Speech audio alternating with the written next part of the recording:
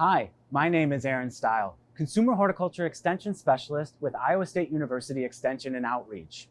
Growing houseplants is a rewarding and popular hobby. In this video series, we're going to explore some of the things you need to do to successfully grow indoor plants.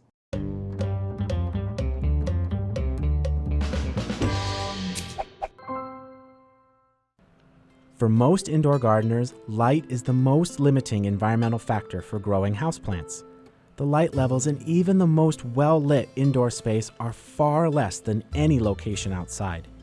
Many of the plants typically grown as houseplants are understory tropical plants. These plants typically grow in dark and shady forest areas. This ability to grow in low light is what makes them great indoor plants. Most houseplants will grow and look their best when provided bright, indirect light indoors. This is light bright enough to cast a distinctive shadow, but does not have sun rays hitting the foliage directly. For some of us, this may be a large south or east-facing window. Remember, the amount of light that comes in through a window is influenced by more than the direction it faces.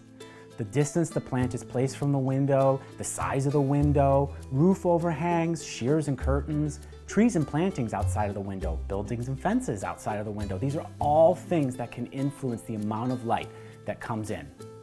Often, it's best to experiment with plants in different locations or windows. If growth is pale, spindly, or slow, then light levels may be too low. If leaves are bleached or damaged, or if they turn yellow or brown and drop, light levels may be too high. Change things up by moving different species to different windows or trying new species in a particular window until you find a pairing that works. If you can't seem to find a window in your home that provides enough light to grow the houseplants you want to grow, then supplemental light will be needed.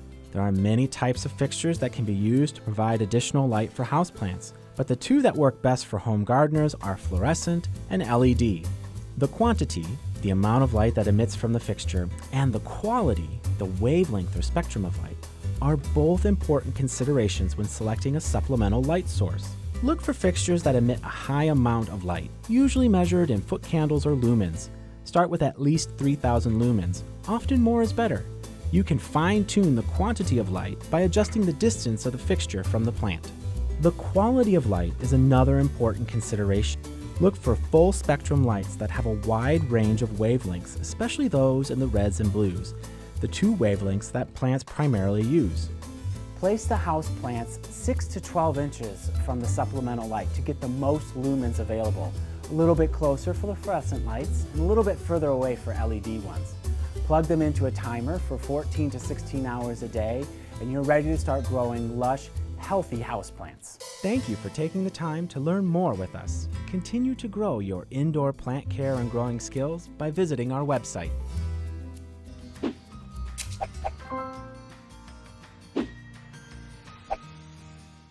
For many, watering correctly is the most difficult part.